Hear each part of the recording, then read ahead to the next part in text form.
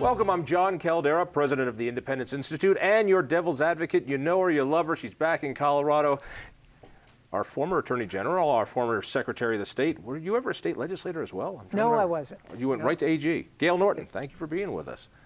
Great to join you. I got to ask you first and foremost, one, thank you for everything you've done for us at Independence Institute. You were a senior fellow, you were on our board of directors, and even with that embarrassment on your record, you were able to be chosen as a cabinet member under George W. Bush. I'm curious, is that cool or is that a pain? I mean, that just seems like such a great gig. It was fantastic. Really, why? It was. I mean, of course, there are tons of headaches, and any cabinet department has its headaches. But it was just so amazing. I mean, I spent the first year or couple of years sort of going around saying, "I can't believe I get to do this." Getting to go through the White House and be involved in the cabinet meetings. All the pomp and circumstance, of course, but all the wonderful things about the job. Now, I remember great group of people. One State of the Union address. You were that safety player that if a neutron bomb hit the Capitol and everybody died, then you would become the monarch, and so you're in that undisclosed location, which I'm pretty sure was a Dairy Queen in Maryland somewhere. But not quite. So that was the moment I'm thinking, well, there could be some. So how was that? I mean, how close?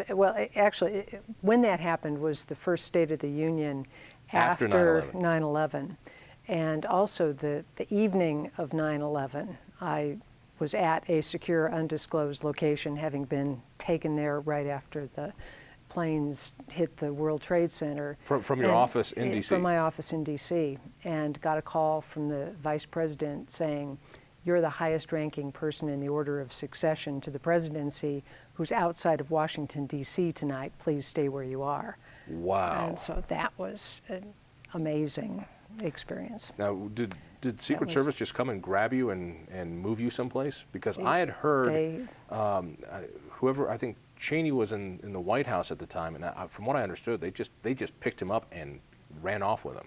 I had a security detail routinely when I was at Interior, and they knew the drill, and they said, "We've got to go."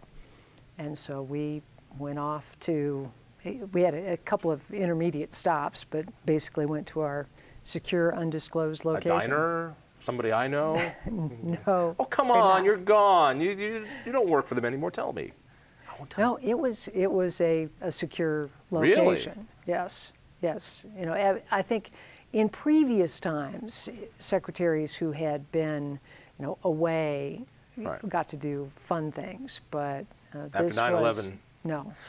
What was the worst part of the job? Because I would imagine you're getting pulled in all sorts of different directions. I remember, and I've known you for a while. You're a great outdoorsman. You've hiked, I think, all the 14ers. I mean, not quite all. Well, but I know when I heard during your confirmation how much you wanted to pillage the land and how awful you were. I'm thinking, wait, I know this lady. This is not the case, and. That kind of stereotype, I know everybody's pulling at you. Robert Redford, you offered to have him come and be part of a release of some endangered species. Condors. 3 Days of the Condor, I get it. And he gave you the finger. What was that like? Well, first of all, when I was going through my confirmation process, the good thing was knowing that the people I knew in Colorado, of both parties, were being very supportive and said, they're trying to portray her in a way that's not really true. One of the things that was worst about the job was the fact that if you accomplished something good, if you restored habitat, if you preserved wetlands, that wasn't news. And the only things that got news coverage were the things that were negative or confrontational.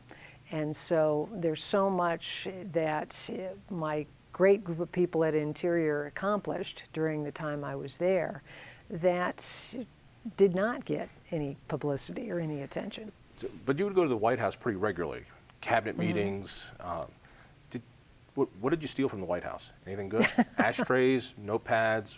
I mean, was there some cool stuff there? Well, we didn't have to steal things. There's some great... Notice you didn't say you didn't steal anything, but... I didn't steal. Oh, please.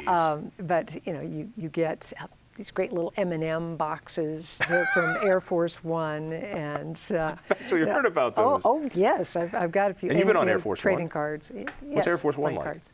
I mean, it just seems like such a head trip It's- to live that lifestyle. Yes, it's of course it's a huge and amazing airplane, and you know, the president's office that he has in there, and there are several areas where you can have meetings, and it's a great way to travel.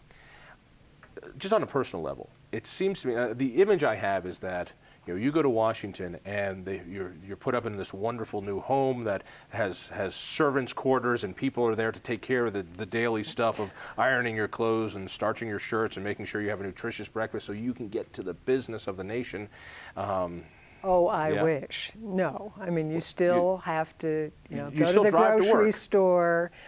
Well, actually, that was one of the great benefits of the job, was that my security detail did take me to and from work, and that's when I got a lot of work done, because I could sit in the back seat and read all the briefing materials for meetings coming up.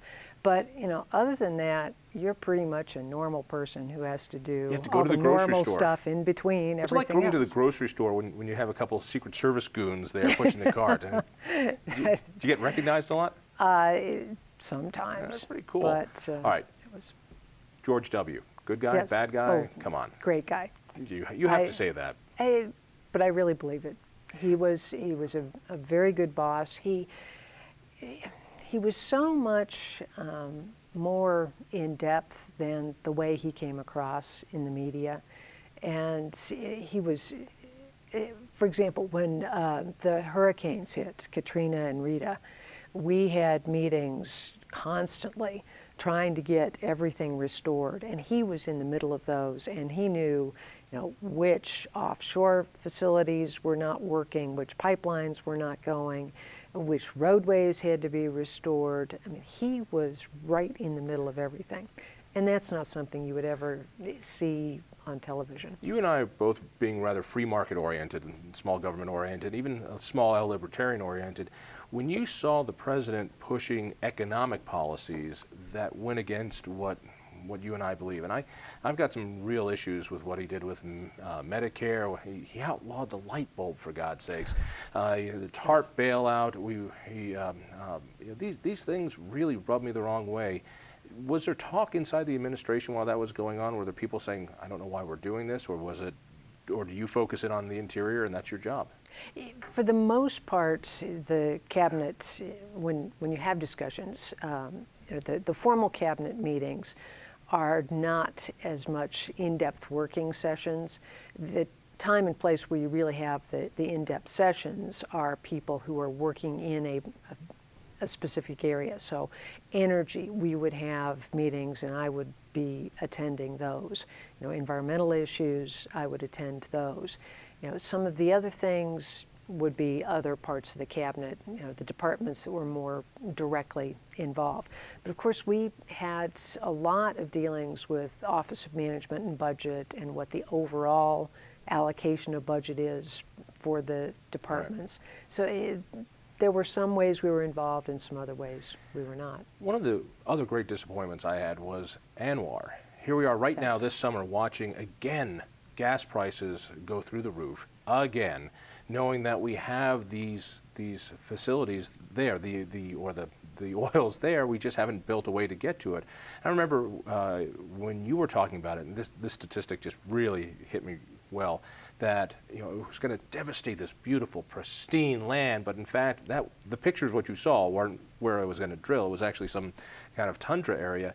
Yes. And you told me personally that if you looked at the entire ANWR, the only area that would be open to drilling was very small, and that if you compared it to an entire football field, ANWR that they wanted to open up would be the size of 2 pizzas, large pizzas, on a football field, which it stuck with Yes. me. Why, with Republican Congress, a Republican president, couldn't we open up ANWR?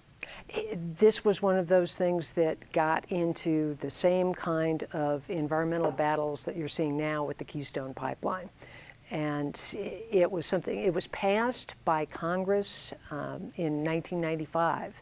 And Clinton vetoed opening ANWR to oil and gas exploration. And that, if that had happened, we'd be getting 1 million barrels a day from ANWR. It is something that everybody always kind of said, well, we don't need to open it up right now because it's not going to make that much of a difference in the near term. But it's if always we opened it the then, near term. if it was open then when you were working hard to make sure that would happen, Yes. if we were successful in doing that, would we be getting oil from it today? Oh yes, I believe very much we would be. And so we would be seeing significant amounts of oil production taking place there. It would help stabilize our prices. The more we have domestic energy supply, even though it's a world market, the more supply we have available that is dependable and not subject to political disruption, the more the price is going to be stabilized. And so you don't see the huge price spikes at the gas pump. Talk to me a little bit about the Keystone pipeline. You and I had lunch the day that Obama made the decision, we're not going to open it up. And give me a quick definition. What I hear is that this is a pipeline from Canada that would go all the way down the states, all the way to the shore. I don't know. Yeah, all the way down to the Gulf Coast. All the way down to the Gulf Coast. Very similar to the Alaska pipeline, basically, and it would go through here. What were the environmental objections? Was that really what happened? There were environmental objections that were raised to the exact route that was considered for the pipeline going through Nebraska, and some concerns about potential impacts on groundwater. Well, we have pipelines all over this country. And so we know how to adjust to those things. And that was a detail that actually got worked out. The folks in Nebraska said, okay, we'll figure out a pipeline route that makes sense. And so that's all right. When you say that really people don't understand that there's pipelines, people think that trucks shipping our gasoline into Denver. No, there's pipelines, oil pipelines, gas pipelines, gasoline pipelines. It's a cluttered map of pipelines. Yes. This would have been just one more. The difference being it would pop out in Canada. And it's the Canadian oil sands that are really the root of the environmentalist concerns. What they want is for the U.S. to get off of reliance on fossil fuels. And the biggest supply of fossil fuels that is economically coming online today is in Canada. And the supply they have in the Canadian oil sands is as big or bigger than Saudi Arabia. And so right up north, gives us a supply right there on our doorstep. And so the concern is, well, we're not going to be moving to electric cars as quickly. And so it really is a big philosophical issue, not so much the specifics of the pipeline. This wasn't about environmentalism in the United States. It wasn't about the pipeline. It was a hatred of fossil fuels and making them easier to get to and less expensive. That's what did it. But there was an interesting political battle that the unions on the left wanted it because it meant thousands, tens of thousands of jobs, which in this economy we desperately need. But the enviros said, no, we don't want this because we hate fossil fuels. The president was forced to make a decision. Why did he make that decision? Why did he choose enviros over unions, both of them on his base? Well, he clearly did, and that was, it shows the power that the environmental groups can sometimes exercise in political circles. It's something that I think people tend to underestimate. But it also was an amazing decision in my mind. I really thought he would go the other way because Congress had passed an amendment that would smooth the way for the pipeline. President Obama signed it into law as part of a bigger package. And so there was legally no reason for him to deny the pipeline. It was pure politics. The Canadians have this oil, you say bigger supply than Saudi Arabia. Now that we don't have the pipeline, I'm not guessing they're just going to keep it there and say, well, we got nobody to sell it to. What does Canada do? There were already plans underway to construct a pipeline to take it to the west coast of Canada and then on to China. And so that's where it goes. And so let me see if I got this straight, because this is yes. mind-blowing to me. So instead of having a pipeline to bring it to us, they are now going to build a pipeline to bring it to the West Coast where it can go on ships. Environmentally, I wonder how safe that is to ship all of that oil, but to ship it to China. This is what we're doing. That's right. And when you think about it, I mean, that means we're importing our oil from the Middle East, and China is importing its oil from North America.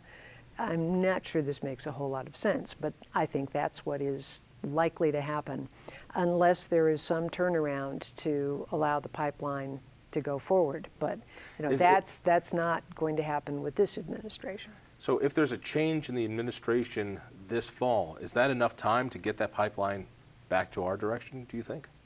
I think that Congress could revive that pipeline analysis that's taken place. What really causes the delay in getting permits is all of the environmental work that has to be done. And so essentially it has been done. They could streamline that, get those approvals going more quickly. It's the economic decisions. It's the question of people signing contracts to have their oil supply go to this pipeline instead of that pipeline, for commitments to be made for construction of a new pipeline to the West Coast. Those are now the obstacles to getting that oil to come to the U.S. And while Canada is oil rich, we're not doing so bad ourselves with some other forms of energy, including natural gas.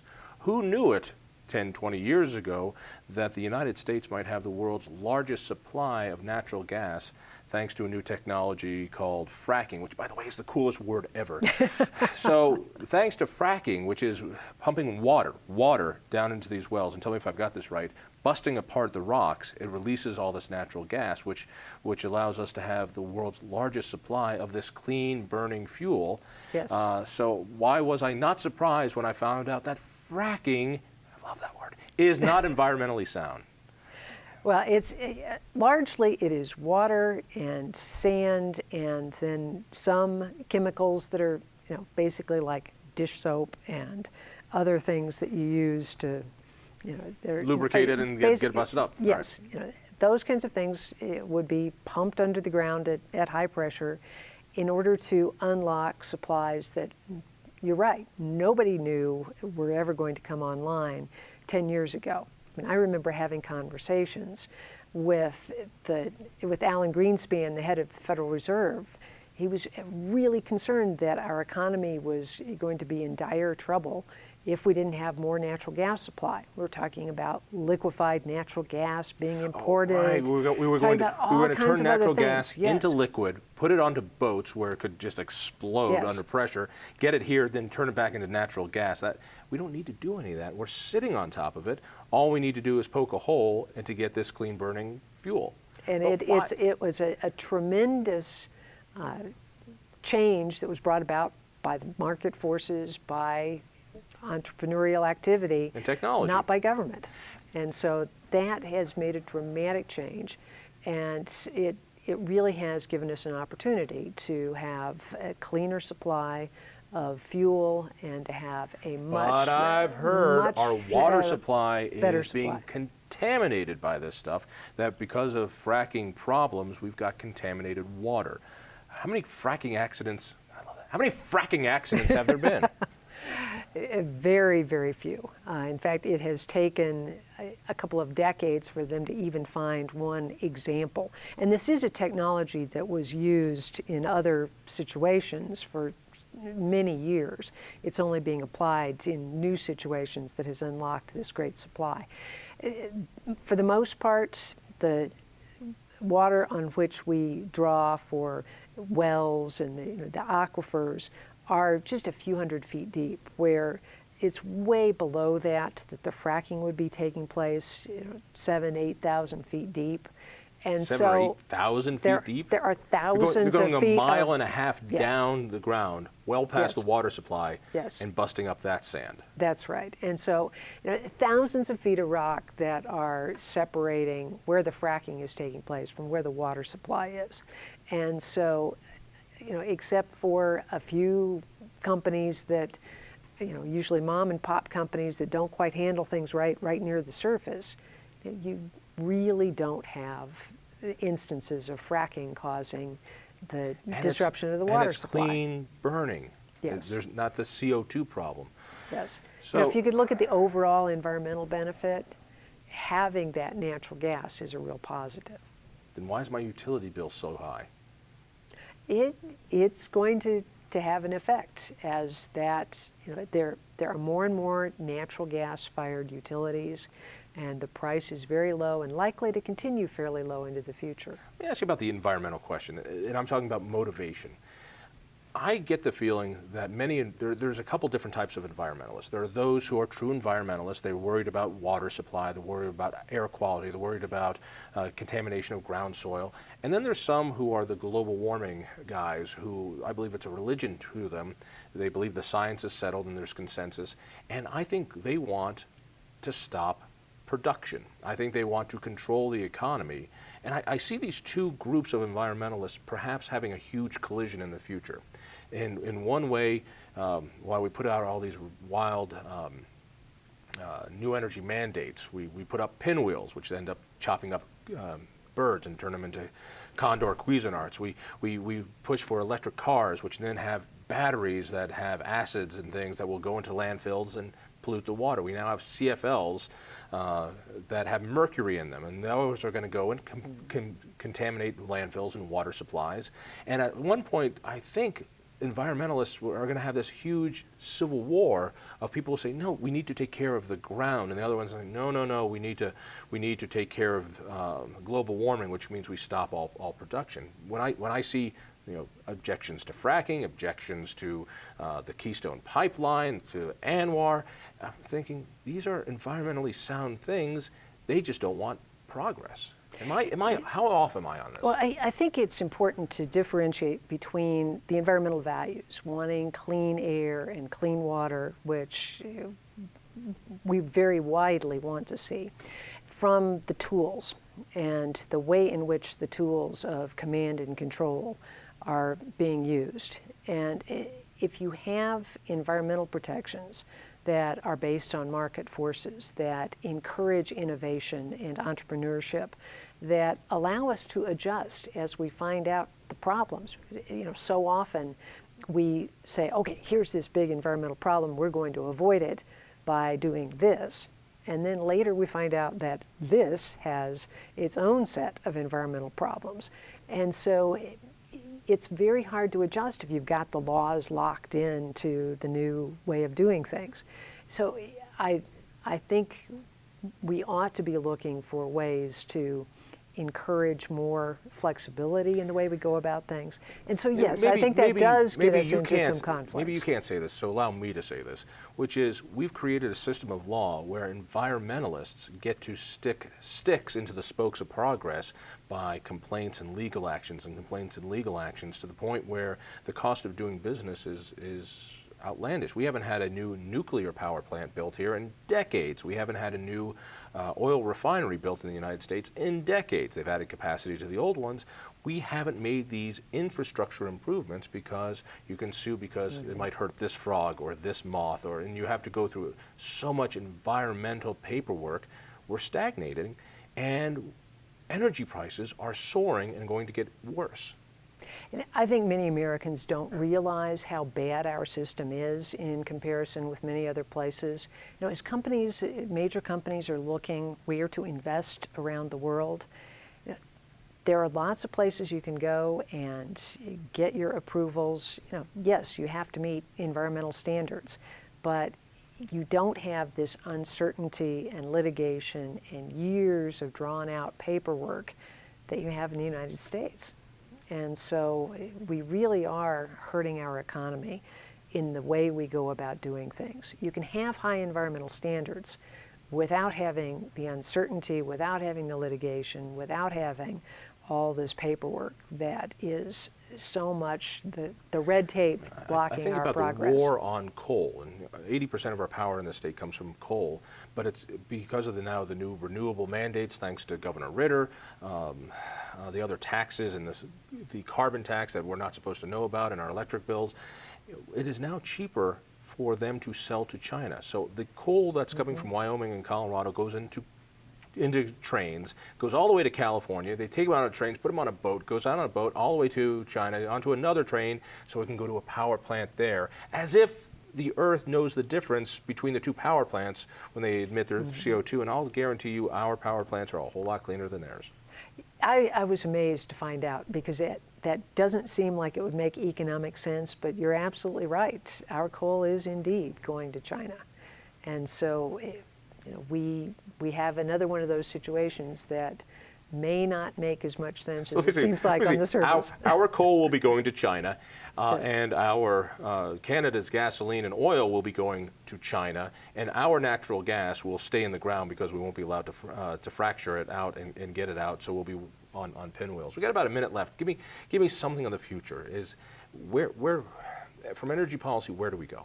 Well, my hope is that as we're looking around to get our economy going again and try to cut back on government spending, that we will start finding ways to streamline our process, to move ahead, to develop our resources, to have some common sense in the way we deal with energy. And I think that's what we need for our economy. But those are federal things. How important is this fall's election to that? Oh, it's very important. Having people who really want to see energy developed. The president says he's all for energy and we need to develop it. When you look at what they've actually done, it's just the opposite. I'm seeing higher and higher utility bills. So thank you. Gail, thank you. I'm so glad you're back here in Colorado. It's great to have you here. Check me out on KHOW 630 Sunday evenings at 5 o'clock. Check out the Independence Institute at independenceinstitute.org. Tell a friend, and by all means, we'll see you here next week.